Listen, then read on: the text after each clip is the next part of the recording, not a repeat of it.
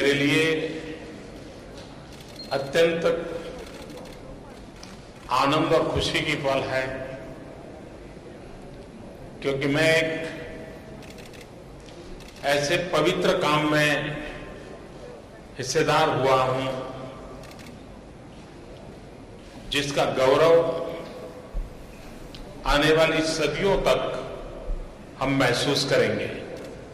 शायद दुनिया में बहुत कम राजनेता ऐसे होंगे जिन्हें किसी दूसरे देश में जब मेहमान बन के गए हो और 3 दिन के छोटे से कालखंड में 2 यूनिवर्सिटीज में जाकर के वहां की युवा पीढ़ी के साथ मिलने का अवसर मिला हो। शायद बहुत कम लोगों को ऐसा सौभाग्य मिला होगा। जो सौभाग्य आपने मुझे दिया है, मैं इसके लिए आपका आभारी हूं। भारत का मूल चिंतन रहा और भारत के वेदों से कहा गया कि चारों दिशाओं से ज्ञान का प्रकाश आने दो। यान भद्रो कह करके हमारे यहां ये कल्पना की थी। विचार को, ज्ञान को न पूरब होता है न पश्चिम होता है, वह सनातन होता है और दुनिया के किसी भी भूभाग का ज्ञान मानव संस्कृति के विकास के लिए काम आता है।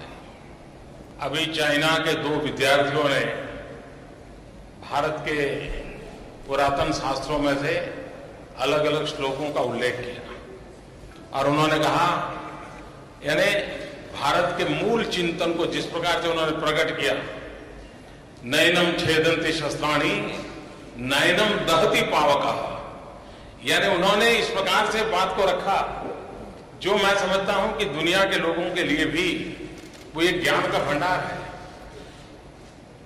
आत्मा कभी मरता नहीं है, आत्मा कभी जन्मता नहीं है, आत्मा को मारा नहीं जा सकता है, आत्मा को जलाया नहीं जा सकता है। मैं समझता हूं कि पूरा तत्वज्ञान यहां के आपके विद्यार्थियों ने आपके सामने रखा। उन्होंने गीता का भी उल्लेख किया और जिसमें कहा है,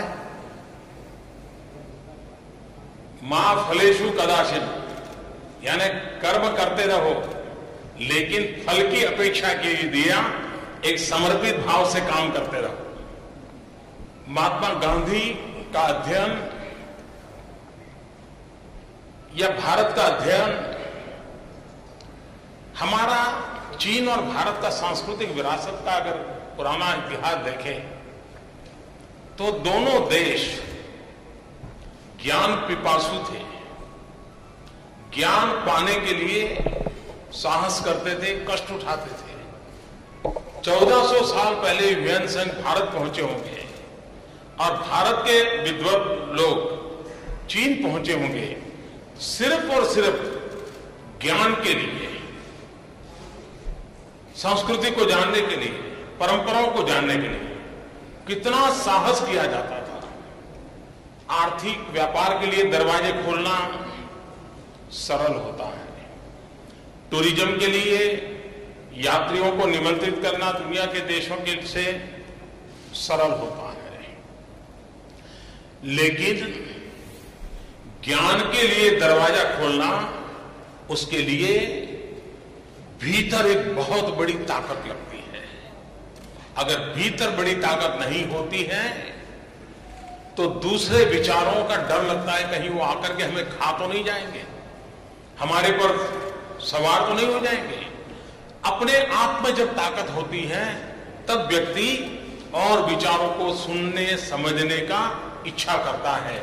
और आज चीन फिर से एक बार भगवान बुद्ध के कालखंड के बाद गांधी के माध्यम से उस महान सांस्कृतिक विरासत को जानने के लिए उत्सुक हुआ है। मैं अपने आप में एक बहुत बड़ा अहम घटना मानता हूं। आर्थिक अधिष्ठान पर जो संबंध बनते हैं उसमें केंद्र में फायदा होता है, लाभालाभ होते हैं, लेकिन ज्ञान के अधिष्ठान पर बने हुए संबंधों में पीढ़ियों के जीवन के कल्याण की कामना होती है। महात्मा गांधी भले ही वो हिंदुस्तान के एक कोने में उनका जन्म हुआ, लेकिन वे विश्व मानव थे, वे युग पुरुष थे। और पूरे विश्व आज जिस संकटों से जूझ रहा है, क्या गांधी उन संकटों से मुक्ति का रास्ता दिखाते हैं क्या? आज दुनिया दो प्रमुख संकटों से गुजर रही है, एक ग्लोबल वार्मिंग और दूसरा टेररिज्म। गांधी के विचारों आचार में इन दोनों के उपाय मौजूद हैं। और इस अर्थ में गांधीयन स्टडी के माध्यम से इस यूनिवर्सिटी के विद्यार्थी न सिर्फ चीन को लेकिन मानवजात को भी इस अध्ययन के माध्यम से संदेश देने में समर्थ होंगे कि आज भी गांधी कितने रिलेवेंट है। चाइना के एक गांधी प्रेमी मिस्टर जेंग सेंगटी 1925 में भारत में आकर के गुजरात में साबरमती आश्रम में रहे थे। महात्मा गांधी के शिष्य के रूप में रहे थे और वहां आश्रम वासियों को उनका नाम बोलना आता नहीं था, चाइनीज नाम था जेंग सेंगटी। तो फिर महात्मा गांधी ने उनका नाम लिख लिया था शांति जेंग। उसी प्रकार से चीन के एक विद्वान तांग यूनशांग वे रविंद्रनाथ टैगोर के बड़े निकट रहते हैं और उन्होंने एक जगह पे लिखा है कि महात्मा गांधी से जब वो मिले तो महात्मा गांधी ने चीन के संबंध में बहुत भरपूर तारीफ की थी। जेंग सेंगटी महात्मा गांधी के साथ रहने के बाद फिर वापिस आए और वापिस आने के बाद उन्होंने पेनांग नाम का एक अखबार चालू किया था। और 1930 में गांधी जी इतना बड़ा भारत के आजादी का आंदोलन लड़ रहे थे, वो पुणे की येरवड़ा जेल में थे और येरवड़ा जेल के अंदर वे आमरणांत अनशन पर बैठे थे और शांति जैन को पता चला यहां, वे तुरंत हिंदुस्तान आए और महात्मा गांधी को मिलने के लिए उन्होंने रिक्वेस्ट की। 21वीं सदी एशिया की सदी है। चीन और भारत मिलकर के दुनिया की 1/3 हम जनसंख्या है। अगर ये 1/3 जनसंख्या का भला होता है, वो समस्याओं से मुक्त होती है, मतलब दुनिया का 1/3 हिस्सा संकटों से मुक्त हो जाता है। और इसलिए चीन और भारत मिलकर के प्रगति की ऊंचाइयों को पार करें, जिसमें मानवीय संवेदना हो, मानवता हो, बुद्ध का चिंतन हो, गांधी के प्रयोग हो, ताकि हम विश्व को एक ऐसा जीवन जीने के लिए प्रेरित करें जो जीवन जन कल्याण से समर्पित हो। मैं फुदान यूनिवर्सिटी को हृदय से अभिनंदन करता हूं कि उन्होंने इस प्रयास का आरंभ किया है और मैं समझता हूं कि आने वाली पीढ़ियों के लिए ये हमारा विचार बीज एक भारत और चीन के संबंधों को और नई ताकत देगा। इस विश्वास के साथ फिर एक बार मेरी आप सबको बहुत बहुत शुभकामनाएं।